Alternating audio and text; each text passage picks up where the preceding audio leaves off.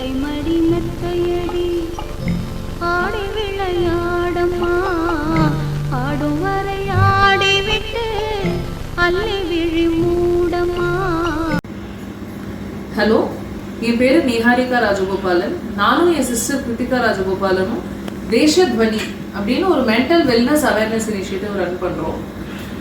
இப்போ மேரேஜ் அப்படின்ற சீரீஸ் போயிட்டு கல்யாணம், அதுல என்னெல்லாம் ஸ்ட்ரெஸ், என்னெல்லாம் இஷ்யூஸ் வரும் அதை பத்தி பேசிட்டு இருக்கோம். ஃபைனான்ஸ், ஃபுட், கம்யூனிகேஷன் பத்தி பேசியாச்சு. இப்போ ரிலேஷன்ஷிப் பத்தி பேசணும்.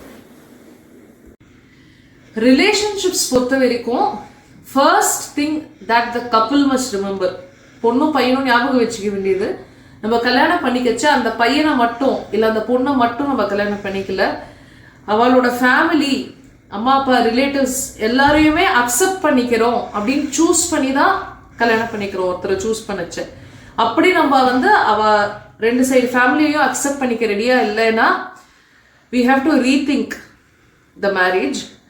The other thing is, அதே மாதிரி ரெண்டு சைடு ஃபேமிலியும், பொண்ணோட அம்மா அப்பா, பையனோட அம்மா அப்பா ரெண்டு பேருமே ஒருத்தர் ஃபேமிலியை with respect and regard treat பண்ணணும் அப்படின்ற ஒரு கமிட்மெண்ட்டையும் எடுத்துக்கணும். இல்லைன்னா பையன் பொண்ணு ரெண்டு பேருக்குமே ஸ்ட்ரெயின் ஆயிடும். ஸோ இதுதான் ரொம்ப முக்கியமான விஷயம். Now will go into the actual video. So ஏற்கனவே சொன்ன மாதிரி கல்யாணத்துக்கு முன்னாடியே பையனும் பொண்ணும் ஒருத்தரோட வேல்யூ செட், கல்ச்சர், பிலீஃப் பத்தி தெரிஞ்சுக்கணும்னு பேசியிருந்தோம். அதே மாதிரி ஒருத்தரோட ஃபேமிலி, அவளோட கல்ச்சர் என்ன, பிலீஃப் என்ன, வேல்யூஸ் என்ன, ஆட்டிடியூட் என்ன, அவ என்ன மாதிரி யோசிக்கிறா, டெய்லி லைஃப்ல என்ன மாதிரி டெசிஷன்ஸ் எடுக்கிறா அப்படின்னு அப்சர்வ் பண்றது ரொம்ப முக்கியம். பட் இந்த காலத்துல பாத்தீங்கன்னா பிஃபோர் மேரேஜ் கப்புள்ஸ் இந்த மாதிரி வேல்யூ செட் மேட்ச் ஆகுதா, ஆட்டிடியூட் மேட்ச் ஆகுதான்னு செக் பண்றதோட ரொம்ப சின்ன சின்ன ட்ரிவியல் விஷயங்கள்ல மேட்ச் ஆகுதான்னு தான் செக் பண்றா. உனக்கு டிராவல் பிடிக்குமா, எனக்கு பிடிக்கும். உங்களுக்கு உங்க ஃபேமிலிக்கு இந்த ஆக்டர் பிடிக்குமா, எனக்கு அது பிடிக்கும். இல்ல இந்த உனக்கு சப்பாத்தி பிடிக்கும்னா எனக்கு இட்லி பிடிக்கும். இந்த மாதிரி விஷயத்துல do we agree with each other தான் யோசிக்கிறாளே தவிர இந்த மாதிரி larger belief system, value system பத்தி யாருமே யோசிக்க மாட்டேங்கிறா. அதுக்காக தான் எஸ்பெஷலி இன் அரேஞ்ச் மேரேஜஸ் ஒருத்தர் ஃபேமிலியை பத்தி பொண்ணும் பையனும் அண்ட் ஃபேமிலிஸும் தெரிஞ்சுக்கணுன்றதுக்காக தான் நிறைய சம்பிரதாயம் வச்சிருந்தா.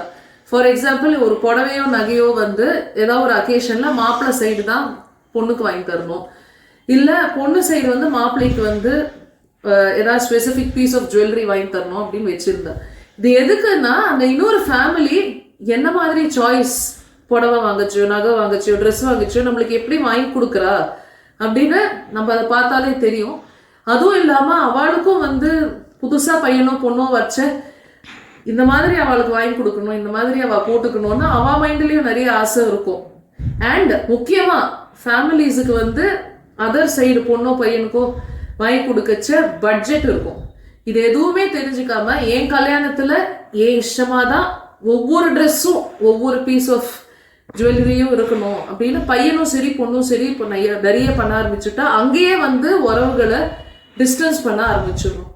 ஸோ முக்கியமான விஷயம் என்னன்னா ஒருத்தர் ஃபேமிலிஸை அக்செப்ட் பண்ணிக்கிறதுக்கு ரெடியா இருக்கணும். அதுக்கு இந்த மாதிரி சம்பிரதாயங்கள்ல கொஞ்சம் விட்டு கொடுக்க கத்துக்கணும். இப்பெல்லாம் ரிலேஷன்ஷிப்ஸ், உறவுகள்ன்றதே ரொம்ப டிரான்சாக்ஷனல் ஆயிடுது. அதாவது ஒரு டீல் மாதிரி ஆயிடுது. யாராவது ஏதாவது நம்மளுக்கு யூஸ் ஆனாதான் நம்ம அவகிட்ட பேசுறோம். இது கல்யாணங்கள்ல மட்டும் இல்ல, ஜென்ரலாவே லைஃப்ல அப்ளிகபிள் ஆயிடுது. ஏதாவது யூஸ் இல்லைன்னா அவகிட்ட நம்ம பேசுறதே இல்லை. இது எங்கெல்லாம் நம்மளுக்கு ஒரு ஃபைனான்சியல் லிங்க், காசு செலவு பண்ற இடத்துல இந்த மாதிரியான ஒரு ஆட்டிடியூட் இருந்தா பரவாயில்ல. ஃபார் எக்ஸாம்பிள், ஷாப்பிங் பண்றச்சியோ, இல்ல ஒரு வேலை பார்க்குற இடத்துல சம்பளம் வாங்கச்சியோ, இல்ல வேற எங்கேயா ஒரு பிசினஸ் டீல் வச்சுக்கச்சியோ, அந்த மாதிரி வேலை இருந்தால் தான் நான் பேசுவேன், இல்லைன்னா பேச மாட்டேன்னு இருந்தால் பரவாயில்ல. அங்கே கூட கர்டசிக்காக நம்ம நிறைய சோஷியல் இன்ட்ராக்ஷன் பண்ண வேண்டியிருக்கு. பட் இதே ஆட்டிடியூடு ஃபேமிலியை பொறுத்த வரைக்கும், ரிலேஷன்ஷிப்ஸை பொறுத்த வரைக்கும் வந்தால் ரொம்ப கஷ்டம். ஏன்னு சொல்கிறேன், ஃபர்ஸ்ட் சோஷியல் இன்ட்ராக்ஷன், வேற ஏஜ் குரூப், வேற மைண்ட் செட் இருக்கிறவாளோட, அதுவும் ஃபேமிலிக்குள்ளே இருக்கிறவாளோட இன்ட்ராக்ட் பண்ணுறது ரொம்ப முக்கியம். இது ஏன்னா ஃபர்ஸ்ட் இந்த மாதிரி இல்லாம எல்லாமே நம்ம இஷ்டமா தான் போகணும்னு நம்மளுக்கு பிடிச்சவாளோட ஒண்டி நம்ம பேசினா ரொம்ப நம்மளுக்கு தனிமை அப்படின்ற லோன்லினஸ் அப்படின்றது ரொம்ப கஷ்டம் ஹேண்டில் பண்றது. ஸோ சுற்றி 4 பேர் இருந்து விதவிதமான ஒப்பீனியன் இருந்தால் தான் நல்லா இருக்கும். அது ஒன்று. செகண்ட், நிறைய பேரோட பேசி நிறைய பேரோட இன்ட்ராக்ட் பண்ணாதான் நம்மளுக்கு சாட்டிஸ்ஃபேக்ஷனும் கண்டென்ட்மெண்ட்டும் இருக்கும், அதாவது நிறைவா இருக்கும். 3வது, அந்த மாதிரி நிறைய பேரோட பேசி குடும்பத்தை இன்க்ளூட் பண்ணி நம்ம வாழ்ந்தாதான் நம்மளுக்கு physically and mentally we will feel well. யாருமே தேவையில்லை அப்படின்னு வாழ்ந்தா முதல்ல வேணா நல்லா இருக்கலாம், அதுக்கப்புறம் ரொம்ப கஷ்டமாயிடும்.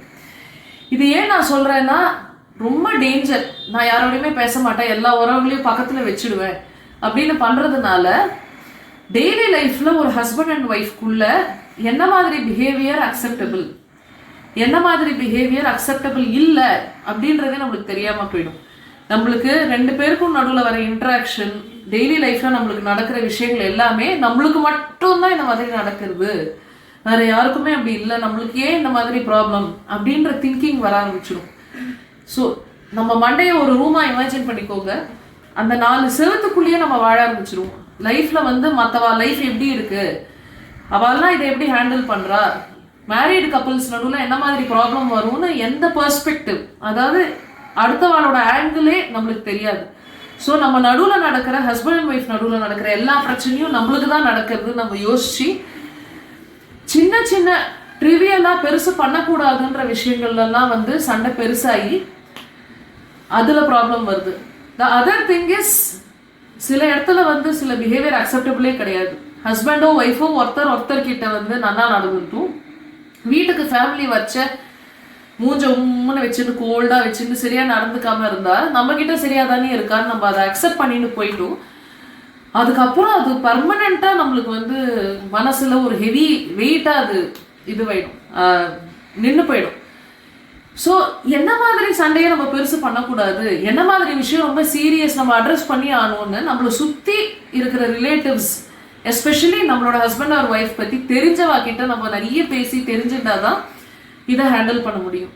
இல்லைன்னா நிறைய 2 பேருக்கும் நடுவில் மிஸ் அண்டர்ஸ்டாண்டிங் வரதுக்கு சான்ஸ் இருக்கு. அடுத்த ரொம்ப முக்கியமான பாயிண்ட் ஆன்சரபிலிட்டி. அதாவது நம்ம பாட்டுக்கு நம்ம இஷ்டமா வாழ்ந்துட்டே போக முடியாது. யாரா கேள்வி கேட்டா, அதுவும் கன்சர்ன்ல கேள்வி கேட்டா பதில் சொல்லணும். Let me explain this further. Relatives, உறவுக்காரங்களை பொறுத்த வரைக்கும் கல்யாணத்துக்கு இல்லை நம்ம வீட்டு ஃபங்க்ஷன் எதாவது இருந்தால் அதுக்கு கிஃப்ட் கொடுத்துட்டு பிளெஸ் பண்ணிட்டு சாப்பிட்டுட்டு போகிறதுக்கு மட்டும் இல்லை, 4 பேர் நம்மளை சுற்றி இருக்கான்னா அவள் நம்மளை கேள்வி கேட்பா. அதுவும் 90% ஆஃப் த டைம் யாராவது நம்மளை எதாவது கேள்வி கேட்குறா, அதுவும் உறவுக்காரா கேட்குறா அப்படின்னா நம்ம பண்ணுறது எதான கன்சர்னிங்காக இருக்குன்னா கேட்பா, இல்லை நம்ம நன்னா இருக்கணுமேன்ற டென்ஷனில் கேட்பா.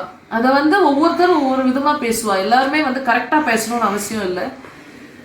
இதில் ஒரு 10% வேணும்னே குத்தி காட்டணும்னு பேசுவா.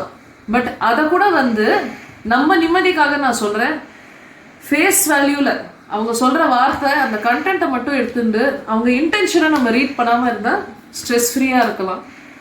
எதுக்காக நான் பதில் சொல்லணும், இப்போ இந்த காலத்தில் ஒரு ட்ரெண்டு வந்துடுத்து, கன்சர்னில் கேட்டால் எதுக்கு கேட்டாலும் அவங்க எனக்கு என்ன பண்ணியிருக்காங்கன்னு நான் பதில் சொல்லணும் அப்படின்னு இப்போ ஒரு கான்செப்ட் வந்துருக்கு. எப்போ பார்த்தாலும் எதாவது நம்மளுக்கு பண்ணாதான் கேள்வி கேட்கணுமா, ஏன் கன்சர்னில் கேள்வி கேட்கக்கூடாதா? இது எதுக்கு நான் சொல்கிறேன்னா, ஏதாவது ஒரு இடத்துல கேட்குற கேள்வி, உறவுக்கார ஏதாவது கேள்வி கேட்குறான்னா நம்ம ஹஸ்பண்ட் ஃபேமிலிக்கோ இல்லை ஒய்ஃப் ஃபேமிலிக்கோ அவள் ஏதாவது யூஸ் ஆகிருப்பா. முன்னாடி டைரெக்டாக நம்மளுக்கு யூஸ் ஆகிருக்க மாட்டான், பட் அவளுக்கும் நம்ம ஹஸ்பண்ட் ஒரு ஒய்ஃப் ஃபேமிலிக்கு ஏதாவது ரிலேஷன்ஷிப் இருக்கும். ஸோ அவள் கன்சர்னில் கேட்கச்சு நம்ம உதிட்டியாக அதை வேண்டான்னு தள்ளி விடுறதோ இல்லை அவளை டோட்டலாக அவாய்ட் பண்ணுறதோ பண்ணால் that is not the solution. எதாவது பண்ணாதான் கேள்வி கேட்கணுன்றது என்ன கான்செப்ட்ன்றது எனக்கு புரியல.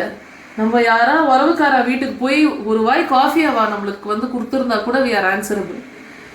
இப்போ இந்த காலத்தில் என்னன்னா, அப்படின்னா நான் அவள் வீட்டில் போய் காஃபியை குடிக்கல, எனக்கு தேவையே இல்லை அப்படின்னு விடுறா. This attitude will not help anybody. லைஃப்பில் அட் சம் பாயிண்ட் நம்மளுக்கு உறவுக்காரோட சப்போர்ட் எப்போன்னு தெரியாது, தேவையாக இருக்கும். அப்போது நம்மளுக்கு ரொம்ப மனசு கஷ்டமாயிடும். அதுவும் இல்லாமல் ஏற்கனவே சொன்ன மாதிரி லோன்லியாக ஆகிடும். நம்ம பாட்டுக்கு நம்ம இஷ்டமாக வாழ்ந்துட்டே போனால் ஒரு வயசுக்கு மேலே சுற்றி அந்த உரிமையாக ஒருத்தர் நம்ம வீட்டுக்கு வருது இல்லை நம்ம யார் வீட்டுக்காக போகிறதுன்ற கான்செப்ட் இல்லைன்னா அதுக்கப்புறம் திடீர்னு அது ஃபார்ம் ஆகாது. ஸோ ரொம்ப கஷ்டமாக போயிடும், அதுவும் பசங்க வந்தப்புறம். த அதர் திங் இஸ், இப்போல்லாம் கல்யாணம் ஆன உடனே ஹனிமூன் போயிடுறா கப்புள். பட் தமிழ் கல்ச்சர்ல வந்து மறுமொழிச்சி அப்படின்ற ஒரு ப்ராக்டிஸ் இருந்தது. கல்யாணம் ஆன உடனே ஹனிமூன் போக மாட்டாங்க. ஹஸ்பண்ட் அண்ட் ஒய்ஃப் வந்து 1 வீக் ஆர் 10 days ஒருத்தரோட ஃபேமிலி அண்ட் ரிலேட்டிவ்ஸ் வீட்டுக்கு போயிட்டு வருவாங்க. ஸோ அதில் என்ன ஆகும், எல்லார பற்றியும் பையனும் பொண்ணும் தெரிஞ்சுக்கிற ஆப்பர்ச்சுனிட்டி கிடைக்கும். அவங்க சாப்பாடு போடுற விதத்துலையா இருக்கட்டும், அவங்க பேசுகிற விதத்துலையா இருக்கட்டும். அதே மாதிரி பையனை பற்றி பொண்ணை பற்றி ரிலேட்டிவ்ஸ் எல்லாம் தெரிஞ்சுக்கிறதுக்கு ஒரு ஆப்பர்ச்சுனிட்டியாக இருக்கும். ஸோ அதுக்காக தான் அதை வச்சிருந்தா. உறவுக்காரா வேண்டாம், எனக்கு வந்து ஃப்ரெண்ட்ஸ் இருக்கா, எனக்கு வேற இடத்துல சோஷியல் இன்ட்ராக்ஷன் இருக்கு அப்படின்னு ஒரு வியூ பாயிண்ட் வந்து இருக்கு. இப்போ எனக்குன்னு சில ஃப்ரெண்ட்ஸ் இருக்கா, ஸோ அப்படிலாம் நான் யாரோடையும் பேசாம இல்லை, டாக்ஸிக் உறவுக்காரா எனக்கு வேண்டாம் அப்படின்னு தான் இப்போ நிறைய கப்புள்ஸ் பேசுறாங்க. கொஞ்சம் ரீவைண்ட் பண்ணி பார்த்தா அந்த கப்புளில் 2 பேருமே சிங்கிளாக இருக்கச்சியே வந்து அவளோட ஃபேமிலி கிட்டேருந்து, பாயோட ஃபேமிலி கிட்டேருந்து பாயும், கேர்ளோட ஃபேமிலி கிட்டேருந்து கேர்ளுமே முதல்லேருந்து டிஸ்டன்ஸ் பண்ணிக்க ஆரம்பிச்சுட்டா. பிகாஸ் வெளில போன நிமிஷம், வீட்டை விட்டு காலடி வெளில வச்ச நிமிஷம் friends, N group, my circle அப்படின்னு நம்ம ஒப்பீனியன்ஸோட அக்ரி பண்ணிக்கிற அந்த 4-5 பேரை மட்டும் நம்ம கூட வச்சுட்டு நம்ம மூவ் பண்ண ஆரம்பிச்சிடுறோம். அப்பத்துலேருந்தே அம்மா அப்பா கிட்டேருந்து நம்ம எல்லாத்தையும் மறைக்க ஆரம்பிச்சிடுறோம், பாய் அண்ட் கேர்ள். எதுக்காக? ஏன்னா அந்த நிமிஷம் நம்மளுக்கு ஃப்ரெண்ட்ஸோட நடுராத்திரி வெளில போகணும், அந்த நிமிஷம் நம்மளுக்கு ஃப்ரெண்ட்ஸோட பார்ட்டி பண்ணணும், அந்த நிமிஷம் நம்ம இஷ்டமா நம்ம நினைச்ச இடத்துல நம்ம போய் சாப்பிடணும். இதெல்லாம் அம்மா அப்பாவுக்கு தெரிஞ்சா குறுக்க சொல்லிடுவாங்க அப்படின்னு அப்பத்துலேருந்தே நம்ம ஃபேமிலியை டிஸ்டன்ஸ் பண்ண ஆரம்பிச்சிடுறோம். அந்த சேம் டிஸ்டன்சிங் தான் கல்யாணம் ஆன அப்புறம் both boy and girl do with each others families. But நான் ஏற்கனவே சொன்ன மாதிரி கல்யாணம் ஆன அப்புறம் ஒருத்தர் மேலே வர உரிமையும் சரி, 2 பேருக்கும் வர சென்ஸ் ஆஃப் ரெஸ்பான்சிபிலிட்டியும் சரி, அது ரொம்ப டிஃப்ரெண்ட்டாக இருக்கும் சிங்கிளாக இருக்கிறதுலேருந்து. போக போக நம்மளுக்கே வந்து இந்த மாதிரி உறவுக்காரால பக்கத்தில் வச்சுட்டு இருக்கிறது பிடிக்காம போயிடும். ஸோ எதுக்காக இதை சொல்கிறேன்னா, ஃப்ரெண்ட்ஸ் வந்து அந்த நிமிஷம் நம்ம இஷ்டமாக வேணால் பேசலாம், ஷார்ட் டேர்மில் நம்மளோட எல்லாமே வந்து அவள் ஒத்து போகலாம். பட் சிக்லி ஸ்வீட்டாக இருக்கிறவாளோ இல்லை நம்ம எப்போ பார்த்தாலும் சுகர் கோட் பண்ணி பேசுகிறவாளோ நம்மளோட பெஸ்ட் இன்ட்ரெஸ்ட் அவள் ஹார்ட்டில் இருக்கான்னு தெரியாது, நம்ம நல்லதுக்கு தான் அவள் சொல்கிறாளான்னு தெரியாது. ரிலேட்டிவ்ஸ் ஃபேமிலியை பொறுத்த வரைக்கும் அவள் தானே விஷயம் சொல்கிறான்னா வேர்ட்ஸ் ஹார்ஷாக இருக்கலாம், பட் மோஸ்ட்லி லாங் டேர்ம் விஷனை மைண்டில் வச்சுன்னு தான் சொல்லுவாள். லாங் டேர்மில் வந்து நம்ம பண்ணுறது கரெக்ட் இல்லை அப்படின்னு பட்டாதான் அவள் வந்து இன்டர்ஃபியர் பண்ணி பேசுவாள் மோஸ்ட்லி. அப்படி இல்லைனாலும் ஏற்கனவே சொன்ன மாதிரி அவள் எதுக்காக சொல்கிறா, அவள் இன்டென்ட் என்னன்றதை நம்ம யோசிக்கணும். அதுக்கப்புறமா வந்து லைஃப்ல 20-30 வருஷம் கழிச்சு நம்மளோட டெசிஷன்ஸ் எதையுமே நம்ம ரெக்ரெட் பண்ணக்கூடாது அப்படின்னு தான் நம்ம மனுஷா சொல்லுவா. எப்பவுமே நம்மளுக்காக இருக்கிறவா அழதான் சொல்லுவா, சுகர் கோட் பண்ணி நம்ம இஷ்டமா பேச மாட்டோம். இங்க வந்து கப்புள்ஸ் மட்டும் கிடையாது, நான் ஏற்கனவே சொன்ன மாதிரி பாய் அண்ட் கேர்ள் வீட்டை விட்டு ரொம்ப வருஷம் வெளியே இருந்துட்டாங்க ஃபேமிலியை விட்டு அப்படின்னா அவங்களோட லைஃப் பேட்டர்ன் வந்து டோட்டலாக மாறிட்டு இருக்கும். வெளில போய் அவங்க எப்படி வாழறாங்கன்னு கூட சில அம்மா அப்பாவுக்கு தெரியாது, ஃபார் வேரியஸ் ரீசன்ஸ். சில அம்மா அப்பா வந்து அவங்களே தெரிஞ்சுக்கிறது இல்லை, வெளியே போயிட்டான் பார்த்துப்பா அப்படின்னு விட்டுறாங்க. சில பேர் பசங்களே அம்மா அப்பா கிட்ட மறைக்கிறாங்க, ஏற்கனவே சொன்ன மாதிரி. அதனால பையன் லைஃப் பற்றியோ பொண்ணு லைஃப் பற்றியோ அம்மா அப்பாவுக்கு தெரியறதே இல்லை. இதனால என்ன ஆகுது, பையனும் பொண்ணும் கல்யாணம் பண்ணிட்டு வீட்டுக்கு ஒரு புது என்ட்ரி வந்தப்புறம் அவங்களுக்கு வேணுன்ற மாதிரி தான் அவங்க லைஃப்பை அவங்க அமைச்சுப்பாங்க. அப்போ அம்மா அப்பா வந்துட்டு பாத்தியா எப்படி மாறிட்டான்னு, இவ தான் வந்து எல்லாத்தையும் மாத்திட்டான் அப்படின்றது. இல்லை பொண்ணை பார்த்துட்டு பாத்தியா நம்ம கூட இருக்கச்சே ஏதாவது கிழிச்சால, அவனுக்காக எவ்வளோ பண்றா பாரு, எப்படி வாழறா பாரு, என்னடி இப்படி பண்றா அப்படின்னு நிறைய அம்மா அப்பா மட்டும் இல்லை ரிலேட்டிவ்ஸும் நிறைய பேசுவா. பெரியவா முக்கியமா தயவு செஞ்சு இந்த மாதிரி பண்ணாதீங்க. அவங்க பசங்களை பத்தி முழுசா தெரிஞ்சிக்காம வந்த பையனையோ பொண்ணையோ மாத்திட்டான்னு பிளேம் பண்றது ரொம்ப தப்பு. அவ நடுவுல வந்து கம்யூனிகேஷன் இல்லாம பையனுக்கும் அம்மா அப்பாவுக்கும் இல்லை பொண்ணுக்கும் அம்மா அப்பாவுக்குமே கம்யூனிகேஷன் சரியில்லை, அதுக்கு வந்த பையனையோ பொண்ணையோ பிளேம் பண்ணா அவளுக்கு ரொம்ப ஸ்ட்ரெஸ் ஆயிடும். ஸோ பெரியவா please abstain, please don't do like this. Next முக்கியமான point, tolerance and patience with relatives. பொறுமையா போறது, பொறுத்துன்னு போறது, இது ரெண்டுமே வந்து ரீசெண்ட் டைம்ஸ்ல எங்கேயுமே பார்க்கறது இல்லை நம்ம. இது நான் இல்லை explain, it is not a criticism, நான் யாரையுமே பிளேம் பண்ணல. ஒரு எக்ஸாம்பிள் சொல்லிட்டு எக்ஸ்பிளைன் பண்றேன். ஃபார் எக்ஸாம்பிள், இப்போ ஒரு கப்பல் வந்து இப்போதான் கல்யாணம் ஆயிருக்கு, அவள் வீக்கெண்ட் வந்துருக்குன்னு வெளில கிளம்பி போயிட்டு இருக்கா. திடீர்னு ஊர்ல இருந்து சித்தி சித்தப்பாவோ மாமா மாமியோ வந்து அவளை பார்க்க வந்திருக்கா. வீட்டில் வந்து ஜாயிண்ட் ஃபேமிலியாக தான் வாழ்ந்துட்டு இருக்கா இந்த கப்புள் வந்து, மாமியார் மாமனாரோட. திடீர்னு வந்து ரிலேட்டிவ்ஸ் டே டர்ன் அப். அப்போது இந்த வெள்ளை பெயிண்ட் இருக்கிற கப்புள் வந்து ஏதாவது ஒரு பிளான் பண்ணியிருப்பா, இங்கே போய் சாப்பிடலாம் இல்லை ஏதாவது படம் பார்க்கலான்னு. அப்போது சில ரிலேட்டிவ்ஸ் என்ன பண்ணுவா, ஓ வெள்ளை பெயிண்ட் இருக்கீங்களா, ஓகே ஓகே நான் டிஸ்டர்ப் பண்ணல, அப்புறம் பேசிக்கலாம், வீட்டில் இருக்கிற பெரியவங்களோட பேசிட்டு இருக்கேன், போயிட்டு வாங்க அப்படின்னு சொல்லுவாங்க. சில ரிலேட்டிவ்ஸ் வந்து நான் ரொம்ப தூரத்துலேருந்து வந்திருக்கேன், எனக்காக கொஞ்சம் வெயிட் பண்ண மாட்டியா, இப்படி பண்ணுறாங்களே அப்படின்னு சொல்லுவாங்க. ரெண்டு இடத்துலையுமே வந்து கப்பல் வந்து இவங்க எங்களுக்கு குறுக்க வந்துட்டாங்க அப்படின்ற ஃபீலிங் வந்து கப்பலுக்கு வந்துடக்கூடாது. இது ஏன் சொல்றேன்னா, இதுவே தான் வந்து நம்ம எல்லா ரிலேஷன்ஷிப்லயும் எக்ஸ்டெண்ட் ஆகும். அப்புறம் குறுக்க வந்தா என்ன இப்போ, வெயிட் பண்ணி அவங்கள பார்த்துட்டு போனா என்ன இப்போ. இது ஏன் சொல்றேன்னா, இப்போ வந்து சுர்ன்னு நம்மளுக்கு உள்ள ஒரு கோபம் வருது இல்ல, அது நம்ம அடக்கிக்கலைன்னா ஃபியூச்சர்ல அது நம்ம மேரிட்டல் ரிலேஷன்ஷிப்லயே வந்து ப்ராப்ளம் வந்துடும். நான் ஏன்னு சொல்றேன், குறுக்க வந்தா நம்ம இஷ்டமா இல்லாம நம்ம பிளானுக்கு குறுக்க வந்தா நம்மளுக்கு இப்பவே கோபம் வருதுன்னா, கொஞ்ச நாள் கழிச்சு ஹஸ்பண்ட் அண்ட் ஒய்ஃப் நடுவுலையும் வந்து ரொம்ப வருஷம் பழக்கம் வந்த அப்புறம் ஹஸ்பண்டோ ஒய்ஃபோ ஏதாவது பிளான் பண்ணிட்டு அதர் பார்ட்னர் குறுக்க ஏதாவது சொன்னா சுருன்னு கோவம் வரும். குழந்தை பிறந்தா நிறைய குறுக்க சொல்லும், அதுக்கு நிறைய கோவம் வரும். அதுக்கப்புறம் அந்த குழந்தை வளர்ந்து நம்ம குறுக்க சொன்னா அதுக்கு கோவம் வரும். இந்த மாதிரி எல்லாருமே கோவமாவே சுத்திட்டு இருந்தா அப்புறம் யாரு எப்போ வாழறது. நான் ஏற்கனவே சொன்னேன், பொறுத்துட்டு போறது பொறுமையா இருக்கிறதுன்றதே இப்போ இல்லை அப்படின்னு. அது வந்து கிரிட்டிசிசம் இல்லைன்னு நான் சொன்னேன். ஏன்னு சொல்றேன், நம்ம வீட்டை விட்டு வெளில போன நிமிஷம் வந்து டோட்டலா நியாயம் இல்லாத ஒரு உலகம் தான் இருக்கு, அன்ஃபேர் சிஸ்டம். நல்லா உழைச்சிட்டு நிறைய ரூபாய் வந்து டேக்ஸ் ஜிஎஸ்டின்னு பே பண்ணிடுறோம். வெளில இறங்கி போனாலே ஸ்ட்ரீட் வெண்டர்ஸும் சரி, ஆட்டோ டிரைவர்ஸு, கேப் டிரைவர்ஸ் எல்லாம் பிஹேவியரே ரொம்ப ரூடாக இருக்கு. ஒர்க்கில் போனால் பாஸ் டாக்ஸிக்காக இருக்கான், எங்கே போனாலும் ப்ராப்ளமாக இருக்குது. வெளில வந்து அநியாயமான உலகத்தை வந்து வர வழி இல்லைன்னு நம்ம பொறுத்துண்டு அதுக்கப்புறமா வீட்டுக்கு வரோம். வீட்டில் சுத்தமாக பொறுமையே இல்லாமல் நடந்துக்கிறோம். எதனால் இப்படி பண்ணுறோம், இதை நம்மளே வந்து உட்காந்து தனியாக யோசிச்சு பார்க்கணும். நம்ம வந்து நிஜமாவே நல்லவாளாக இருக்கணும் அப்படின்னு ட்ரை பண்ணுறோமா, இல்லை வெளில போய் பப்ளிக் நம்மளை பார்க்கச்சே நல்லவாளாக நினச்சிக்கணும்னு வாழறோமா அப்படின்னு. இதை ஏன் சொல்றேன்னா, வெளில போய் பாஸ் கண்டபடி பேசினா பொறுத்துன்னு போறோம், ஆட்டோக்காரனோ கேபுக்காரனோ மிஸ்பிஹேவ் பண்ணா பொறுத்துன்னு போறோம், வீட்டுக்குள்ள வந்தா பொறுமை இல்லை. ஆக்சுவலா ரிலேட்டிவ்ஸ் இல்லை ஃபேமிலி சொல்ற விஷயங்கள்லாம் பார்த்தீங்கன்னா, நம்மளே வந்து லாங் டேர்ம் விஷன்ல யோசிச்சு ஏதான டெசிஷன் எடுக்கணும்னா நம்மளே வந்து அதை நல்லா அலசி ஆராய்ஞ்சு எடுக்கணும். அந்த அலசி ஆராயிற வேலையை வந்து இந்த மாதிரி கேள்விகள் கேட்டு ரிலேட்டிவ்ஸே நம்மளுக்கு பண்ணிடுறாங்க. ஸோ ரிலேட்டிவ்ஸ் கேட்குற கேள்வியை நம்ம ஏன் ஒரு டூல் ஆஃப் இன்ட்ராஸ்பெக்ஷனாக எடுத்துக்கூடாது. அதாவது உறவுக்காரங்க நம்மளை ஏதாவது கேள்வி கேட்டால் இவங்க வந்து நியாயமாக தான் கேட்குறாங்க, நம்ம நிஜமாவே ஒரு முடிவை வந்து யோசிச்சு தான் பண்ணுறோமா அப்படின்னு அதை ஏன் எடுத்துக்காம அதை ஏன் குத்தி காட்டுறாங்க இல்லை வேணும்னு சொல்கிறாங்கன்னு நம்ம எடுத்துக்கணும்.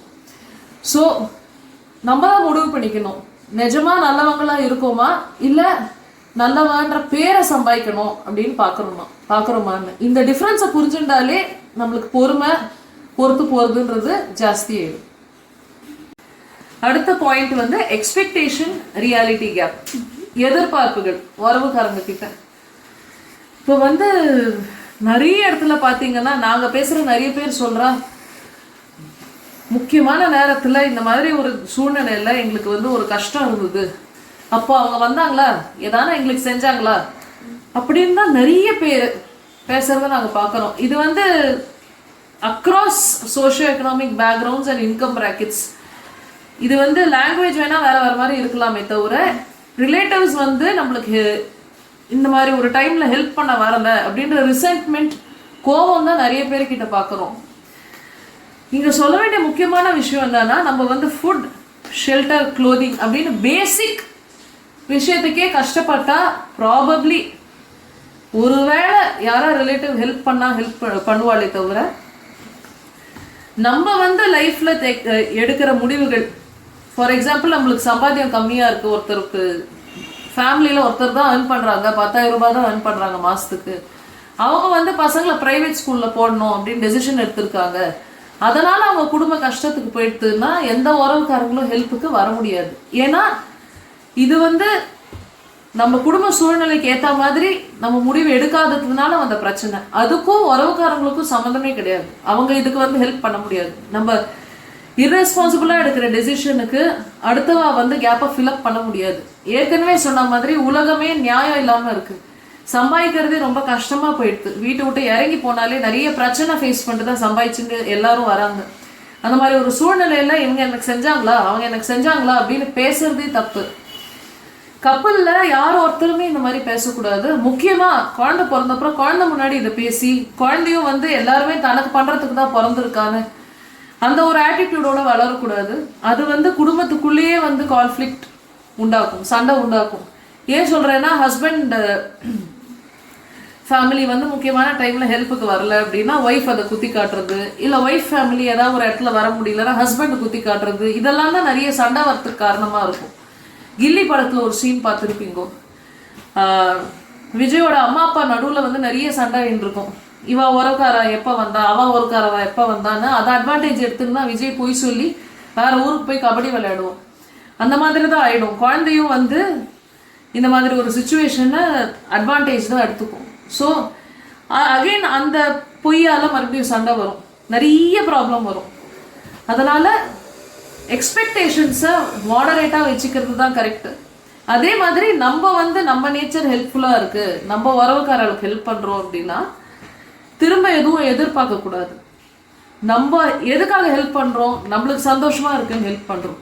திருப்பி அவங்க அதை பண்ணுவாங்கன்னு கணக்கு போட்டு மட்டும் நம்ம எந்த ஹெல்ப்பையுமே பண்ணக்கூடாது, இல்லை எந்த இடத்துலையுமே போய் நிற்கக்கூடாது. ஃபஸ்ட்டு நம்மளுக்கு டென்ஷன் இல்லாமல் இருக்கும் இந்த ஆட்டிடியூட் இருந்தால். ரெண்டாவது வந்து எல்லா இடத்துலையும் உடனே வந்து எல்லாராலையும் திருப்பி செய்ய முடியாது ஹெல்ப்பை. சப்போஸ் நம்ம யாருக்கா ஏதாவது ரூபா கொடுத்து ஹெல்ப் பண்ணுறோம் ரிலேட்டிவ்க்கு, அவள் திருப்பி வந்து இமீடியட்டாக அதை பண்ண முடியாது. திருப்பி அவள் அதை எப்படி காட்டுவான்னா, நம்மக்கிட்ட ஒரு ரிகார்டு மரியாதையை காட்டுவாங்க. இல்லை முக்கியமான நேரத்தில் சைலண்ட்டாக நம்ம பக்கத்தில் வந்து உட்காந்து சப்போர்ட்டாக மாரல் சப்போர்ட்டாக இருப்பாங்க. இல்லை வேற ஒரு விதமாக அப்ட்ராக்டாக கண்ணுக்கு தெரியாத விதமாக ஹெல்ப் பண்ணுவாங்க. இல்லை இப்போ நம்மளுக்கு யூஸே ஆமாட்டாங்க, ஃப்யூச்சரில் குழந்தைக்கு யூஸ் ஆவாங்க. நம்ம ஒரு ஹெல்ப் பண்ணுறச்சியே திருப்பி இப்போவே நம்மளுக்கு அதுக்கு ரிட்டர்ன் வேணும், அதுவும் நம்ம வரைகிற டிசைனில் ரிட்டர்ன் வேணும் அப்படின்னு எதிர்பார்த்தா நம்ம நிம்மதியும் போயிடும், பார்ட்னர்ஸ் நடுவுலையும் நிம்மதி போயிடும். அது வேற விதமாக நம்மளுக்கு திரும்பி வரும். அது எதுக்குன்னு நம்ம சொல்ல வேண்டாம். நம்ம நல்லதனமாக இருந்தால் அதோட ரிசல்ட் வந்து இமீடியட்டாக எதிர்பார்க்க முடியாதே தவிர வேற விதமாக அது காட்டும்.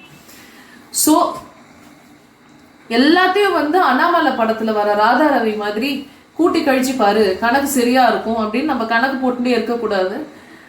அப்போ கூட நம்மளுக்கு கப்பல் நடுவில் நிம்மதி அஃபெக்ட் ஆகிறதுக்கு சான்ஸ் இருக்கு.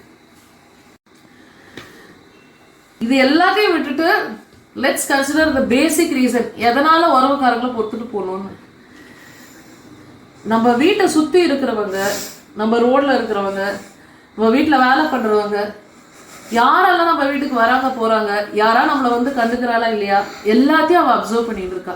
பேசிக் சேஃப்டிக்காகவே வீட்டுக்கு 4 பேர் வந்துட்டு போயிட்டு இருக்கிறது ரொம்ப முக்கியம். அதே 4 பேர் இல்லை, விதவிதமான 4 பேர், ரிலேட்டிவ்ஸ், ஃபேமிலி.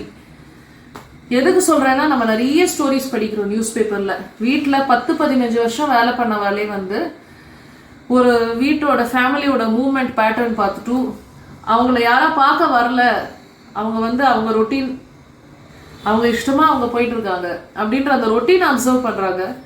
அப்போது கொலை பண்ணி அவங்க ரூபாவெல்லாம் திருடின்னு போகிற அளவு க்ரைம் நடக்கிறது. ஸோ சேஃப்டி பொறுத்த வரைக்கும் யாராவது ரிலேட்டிவ்ஸ் வந்து நம்மளை வந்து பார்த்துட்டு போயிட்டே இருக்கிறது ரொம்ப முக்கியம். செகண்ட் வந்து இவ்வளோ எக்ஸ்ட்ரீம் இல்லை, பட் ரிலேட்டிவ்ஸ் நம்மளை வந்து பார்த்துட்டு போகலன்னா ஏற்கனவே சொன்ன மாதிரி ஹியூமன் நேச்சர் வந்து அட்வான்டேஜ் எடுத்துக்கிறது. ஹஸ்பண்ட் ஆர் ஒய்ஃப் ஃபேமிலி வந்து அந்த ஹஸ்பண்டையோ ஒய்ஃபையோ வந்து பார்த்துட்டு வந்து 4 கேள்வி சம்டைம்ஸ் வடுக்குன்னு கூட கேட்பாங்க. என்ன இவாளை சரியா, என்னோட பையனை சரியா பார்த்துக்கிறியா இல்லையா, இல்லை யாரா வந்து நீஸ் ஒரு நெவியூ வந்து எங்கள் மாமாவை சரியா கவனிச்சுக்கிறீங்களா இல்லையா, இல்லை மாமியை வந்து எப்படி பார்த்துக்கிறீங்க அப்படின்னு அந்த கேள்வியை கேட்காம இருந்தா ஹஸ்பண்ட் அண்ட் ஒய்ஃப் வந்து ஒரு period of time taking for granted பண்ண ஆரம்பிச்சிருவாங்க. பரவாயில்ல, யார் வந்து கேள்வி கேட்க போறா, எப்படி வேணாலும் நடத்தலாம் அப்படின்ற ஆட்டிடியூட் ஹியூமன் பீயிங்ஸ் வந்து தான் ஆகும். அது வரக்கூடாதுன்னா ரிலேட்டிவ்ஸ் வந்து கேள்வி கேட்டு தான் ஆகணும். ஸோ பர்பஸ்லி அவாய்டிங் ரிலேட்டிவ்ஸ் வேண்டான்னு சைலண்டாக சில டாக்டிக்ஸ்லாம் யூஸ் பண்ணி ரிலேட்டிவ்ஸை தள்ளி வைக்கிறது, இதெல்லாம் பண்ணால் அது இந்த ஃபியூச்சர் நம்மளுக்கு அகெயின்ஸ்டாக தான் திரும்பும், நம்மளுக்கே அது வினையாக போயிடும். ஏன்னா ஹியூமன் நேச்சர் வந்து இன்டர்டிபெண்ட்டாக இருக்குது. ஒருத்தர் மேலே ஒருத்தர் டிபெண்ட் ஆகிறதுக்கு தான் ஹியூமன் பீயிங்ஸோட பர்த்தே நம்ம பிறக்கிறோம். அதுக்கு அகெயின்ஸ்டாக போய் எனக்கு யாரும் வேணாம், நான் இஷ்டமாக தான் இருப்பேன் அப்படின்னு வாழ்ந்தால் மட்டும் வயசு ஆக ஆக நம்மளை வந்து அது டோட்டலாக டெஸ்ட்ராய் பண்ணிடும். மென்டலி ஃபிசிக்கலி வெல்லாக இருக்கிறது ரொம்ப கஷ்டம். ஏதோ ஒரு பாயிண்ட்ல ரிலேட்டிவ்ஸ் நம்மளுக்கு தேவை, அதை நம்ம அக்னாலேஜ் பண்ணி தான் ஆகணும், பொறுத்துட்டு போய் தான் ஆகணும். வடுக்குன்னு பேசுறா, எடுப்பெடுக்கிறா, குத்தி காட்டுறா அப்படின்னு நம்ம நிறைய சொல்றோம். இப்படியெல்லாம் சொல்லிட்டு போய் 1000 ரூபாய் 2000 ரூபாய் கொடுத்து டிக்கெட் வாங்கி வெளில standup comedy, crowd work show அப்படின்னு போய் பார்த்துட்டு வரும். அந்த க்ரௌட் ஒர்க்ல க்ரௌட்ல இருக்கிறவாளெல்லாம் ஒவ்வொருத்தரா கூப்பிட்டு குத்தி குத்தி காமிச்சு எடுத்து தான் பேசுறா. இது நம்ம காசு கொடுத்து போய் பண்ணிட்டு வரோம். வீட்டில் யாராவது பேசினா நம்மளுக்கு பிடிக்கல. ஸோ பொறுத்து போனோம், பொறுமையாக போனோம், ரிலேஷன்ஷிப்ஸ் லைஃப் லாங் எடுத்துன்னு வரணும். அப்போ தான் மேரேஜ் நல்லா இருக்கும். நம்ம ஒருத்தர் இஷ்டமாக மட்டும் வாழ்ந்துன்னு போயிட்டு இருந்தால் அந்த மேரேஜ் ஹோல்சமாக இருக்காது. ப்ராப்ளம் வராமல் இருக்கணும்னா இதை ஃபாலோ பண்ணுவோம். Thank you very much. We will continue with the series.